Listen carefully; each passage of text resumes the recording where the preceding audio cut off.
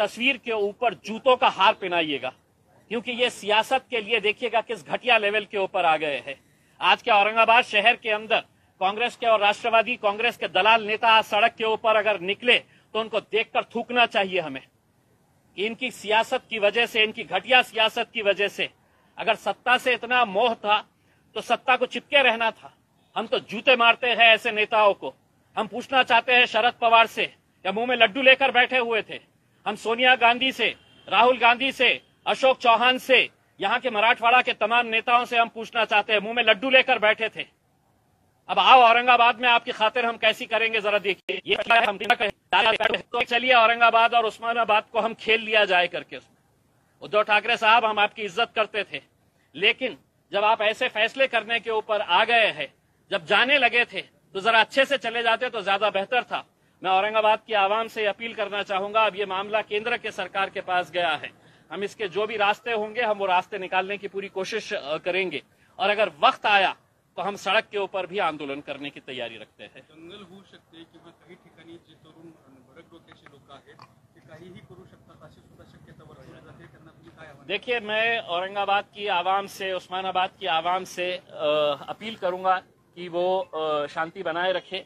अभी हमारे पूरे रास्ते बंद हो गए हैं ऐसा नहीं है, हम दूसरे भी रास्तों का इस्तेमाल करेंगे, लेकिन आज हमारी पूरी नाराजगी कांग्रेस और राष्ट्रवादी कांग्रेस, जिन्होंने हमेशा सिर्फ अपनी सत्ता की खातिर किसके साथ जाना, कैसे जाना, अपनी कुर्सी कैसी बचाए रखना, सिर्फ वही खेल खेला।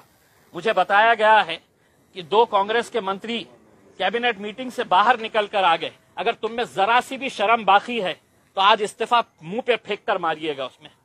आप इस तरह का नाटक करके पब्लिक को बेवकूफ बनाने के धंधे मत करिएगा उसमें। औरंगाबाद हमारा शहर है, औरंगाबाद के तमाम लोग, इस शहर के पीछे का एक इतिहास है, वो इतिहास को तो मिटा नहीं सकते हैं। और हम ये कहना चाहेंगे कि औरंगाबाद की आवाम के लिए आप 50 नाम रख लीजिएगा, लेकिन औरंगाबाद औरंगाबाद ही रहेगा हमारे लिए। ये लोग जो गए हैं, ये नाम बदलने से क्या वापिस आ जाएंगे इनके पास? देखिए, मैंने आपको जैसा पहले बताया है कि मरता क्या ना करता। आज उनको ये मालूम है कि अब हम एक मर्तबा कांग्रेस का सहारा ले लिए, राष्ट्रवादी का सहारा ले लिए, 3 पहियों की रिक्शा बनाकर है तो हमने 2.5 साल है तो महाराष्ट्र के अंदर सफर कर लिए है। अब दोबारा कब मौका मिलेगा ये हमको पता नहीं। तो चलिए, जाते जाते मैं उद्धव ठाकरे साहब से एक सवाल करना चाहता हूं कि इसी शहर के अंदर आप कुछ दिन पहले आए थे, आपने अपने भाषण के अंदर यह कहा था कि हम औरंगाबाद का विकास करेंगे। उद्धव साहब, कौन सा जादू किया आपने, छड़ी चलाए इस शहर के ऊपर कि पूरा विकास हो गया, और आपने फिर है तो नामकरण का फैसला ले लिए है करके। उसमें आप ही की जबान के ऊपर आपने कहा था कि नहीं, मैं इस शहर के अंदर पानी पहुंचाऊंगा, हम इस शहर का विकास करेंगे करके। उसमें ऐसा क्या हो गया, इसका जवाब भी दीजिए आप, और आपको जवाब देना पड़ेगा उसमें। अब आप मुंह छुपाकर बैठ नहीं सकते हैं। आपको अगर कोरोना अगर हुआ है तो आप है तो इसके ऊपर आइए, ऑनलाइन आकर जवाब दीजिए औरंगाबाद की और उस्मानाबाद की आवाम को। उसमें आपकी घटिया राजनीति की वजह से आप हमारे शहर के अंदर हंगामा नहीं पैदा कर सकते हैं।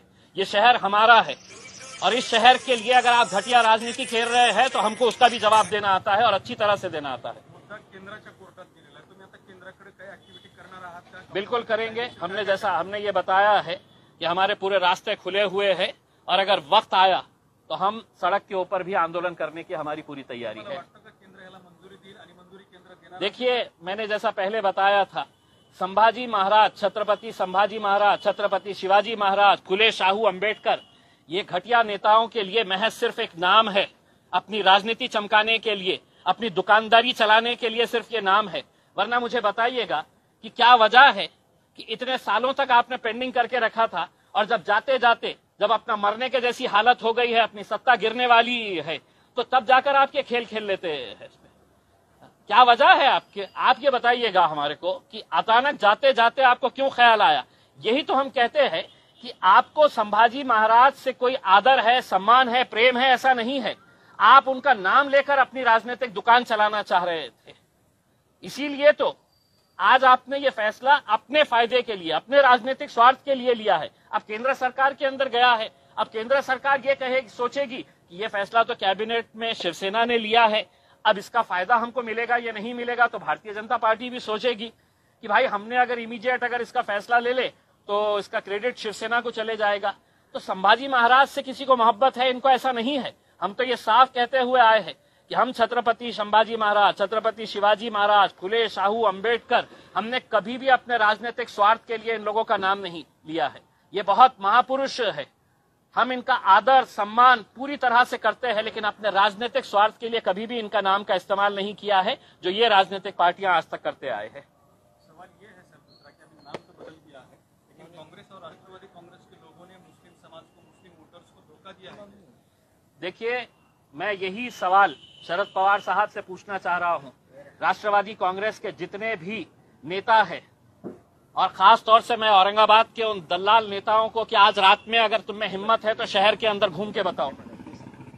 राष्ट्रवादी कांग्रेस के और कांग्रेस पार्टी के जितने भी नेता हैं, मैं तुमको चुनौती दे रहा हूं कि अगर आज शहर के अंदर तुम्हारे में हिम्मत है तो आओ, निकल के बताओ। पुराने शहर के अंदर तुमको हिम्मत नहीं है, तुम निकल नहीं सकते हैं बाहर उसमें, क्योंकि कहीं ना कहीं तुमने लोगों के साथ खिलवाड़ किया है, लोगों के साथ धोखा किया है तुमने। और यही वो आएंगे अब कुछ महीनों के बाद, जब चुनाव होंगे तो इनको जवाब मिलने वाला है, और पब्लिक कैसा जवाब देगी आप खुद समझिएगा। लेकिन जब तक मैं ये कह रहा, ये जितने भी नेता हैं, इनके बड़े बड़े नेता, इनके फोटोज के ऊपर चप्पलों का हार पहनाइएगा और उसके ऊपर सोशल मीडिया के ऊपर वायरल करिएगा, क्योंकि ये इसी के लायक ही है। अब चंद्रकांत खैरे साहब बिल्कुल अब उनके लिए डांस करने के लिए ही अब वक्त रह गया है, और मैं तो चाहूंगा कि वो एक प्रोफेशनल डांसर बन जाए करके उसमें, क्योंकि अब आगे की राजनीति तो वो कर नहीं सकेंगे, अब सिर्फ डांस करने का है। क्योंकि ये मुद्दा पिछले 25 सालों से चंद्रकांत खैरे साहब के लिए उनकी रोजी रोटी का जरिया था ये।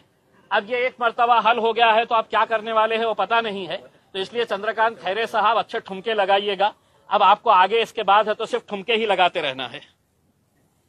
ठीक है, थैंक यू।